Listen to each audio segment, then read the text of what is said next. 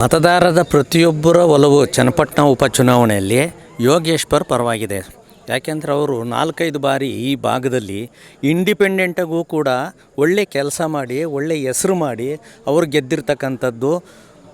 ಗೆದ್ದಿರ್ತಕ್ಕಂಥದ್ದು ಇತಿಹಾಸ ಸೃಷ್ಟಿಯಾಗಿದೆ. ಈಗ ಈ ಭಾಗದಲ್ಲಿ ಎಲ್ಲರ ಒಲವು ಕೂಡ ನೀರಾವರಿ ತಜ್ಞ, ಬಡವರ ರೈತರ ಪರವಾಗಿ ಕೆಲಸ ಕಾರ್ಯ ಮಾಡ್ತಿರ್ತಕ್ಕಂಥ ವ್ಯಕ್ತಿ ಯೋಗೇಶ್ವರು. ಅವರು ಅವ್ರದ್ದೇ ಆದಂಥ ವೈಯಕ್ತಿಕವಾದಂಥ ಒಲವನ್ನು ಇಡೀ ಚನ್ನಪಟ್ಟಣ ಕ್ಷೇತ್ರದಲ್ಲಿ ಒಲವನ್ನು ಅವರು ಗಳಿಸ್ಕೊಂಡಿದ್ದಾರೆ. ಯಾವ ಭಾಗದಲ್ಲಿ ಹೋದ್ರೂ ಕೂಡ ಯೋಗೇಶ್ವರಿಗೆ ಉಳಿಸ್ಕೋಬೇಕಾಯಿತು. ಈ ಸಾರಿ ನಾವೇನನ್ನು ಕಳ್ಕೊಂಡು ಅಂತಂದರೆ ನಮ್ಮ ಚನ್ನಪಟ್ಟಣದ ಸರ್ವಾಂಗೀಣ ಅಭಿವೃದ್ಧಿನೇ ಕುಂಠಿತ ಆಗುತ್ತೆ.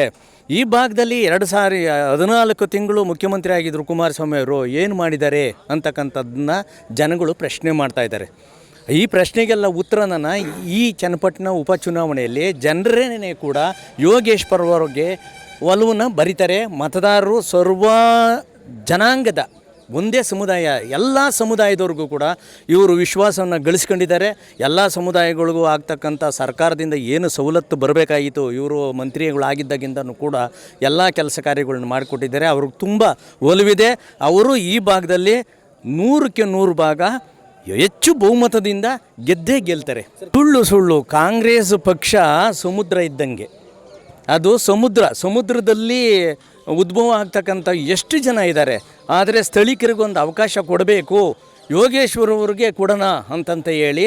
ಯಾಕೆ ಅಂತಂತಂದರೆ ಅವ್ರದ್ದೇ ವಂಶ ಪಾರಂಪರ್ಯವಾಗಿ ಬಂದಿರತಕ್ಕಂಥ ಸರ್ಕಾರ ಅಲ್ಲ, ಅಥವಾ ಪಕ್ಷ ಅಲ್ಲ ಕಾಂಗ್ರೆಸ್ ಸರ್ಕಾರ. ಎಲ್ಲ ಸಮುದಾಯಗಳನ್ನು ಅಹಿಂದ ಮತಗಳನ್ನು ಒಟ್ಟುಗೂಡಿಸಿಕೊಂಡು ಎಲ್ಲ ನಾಯಕರನ್ನು ಸೃಷ್ಟಿ ಮಾಡ್ತಕ್ಕಂಥ ಒಂದು ಸಮುದ್ರ ಅದು ಕಾಂಗ್ರೆಸ್ ಪಕ್ಷ. JDSನಲ್ಲಿ ಏನಾಗಿದೆ, ಈಗ ಕೊಡ್ಬೋದಾಗಿತ್ತಲ್ಲ ಅವ್ರೂ. ಯಾಕೆಂದರೆ ಅದ್ರ ಬಗ್ಗೆ ನಾವು ಮಾತಾಡಬಾರ್ದು. ಅವರು ಬೇರೆ ಯಾರ ಕಾರ್ಯಕರ್ತರಿಗೆ ಅವರು ನಿಖಿಲ್ ಕುಮಾರಸ್ವಾಮಿಗೆ ಕೊಡುವಂಥದ್ದು ಏನಿರಲಿಲ್ಲ, ಬೇರೆ ಯಾರಿಗಾದರೂ ಕೊಡ್ಬೋದಾಗಿತ್ತಲ್ಲ.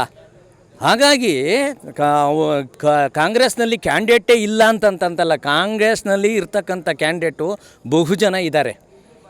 ಅವರಿಗೆ ಒಲವು ಜಾಸ್ತಿ ಹೆಚ್ಚಿಂದಾದಂಥದ್ದು ಸೇವಾ ಕೈಂಕರ್ಯ ಮಾಡಬೇಕು. ಮತ್ತು ನಮ್ಮ ಕಾಂಗ್ರೆಸ್ ಪಕ್ಷಕ್ಕೆ ಅವರು ಕೂಡ ಬಂದು ಸೇರಿಕೊಂಡು ಬಲ ತುಂಬತಕ್ಕಂಥ ಕೆಲಸ ಮಾಡಿದ್ದಕ್ಕೆ ಇಲ್ಲಿನ ಸ್ಥಳೀಕರಿಯಲ್ಲಿರ್ತಕ್ಕಂಥ ಕಾಂಗ್ರೆಸ್ ಮುಖಂಡರು, ಕಾಂಗ್ರೆಸ್ ಕಾರ್ಯಕರ್ತರು ಎಲ್ಲರೂ ಸೇರಿ ಯೋಗೇಶ್ವರ್ಗೆ ಕೊಡಬೇಕು ಅಂತ ಪಕ್ಷದ ಅಧ್ಯಕ್ಷರಿಗೆ ಮತ್ತು ಮಾನ್ಯ ಮುಖ್ಯಮಂತ್ರಿಗಳಿಗೆ ಮನವಿ ಮಾಡಿದ್ದಕ್ಕೆ ಯೋಗೇಶ್ವರನೇ ಅಭ್ಯರ್ಥಿಯನ್ನಾಗಿ ಈ ಭಾಗದಲ್ಲಿ ನಿಲ್ಲಿಸಿದ್ದಾರೆ.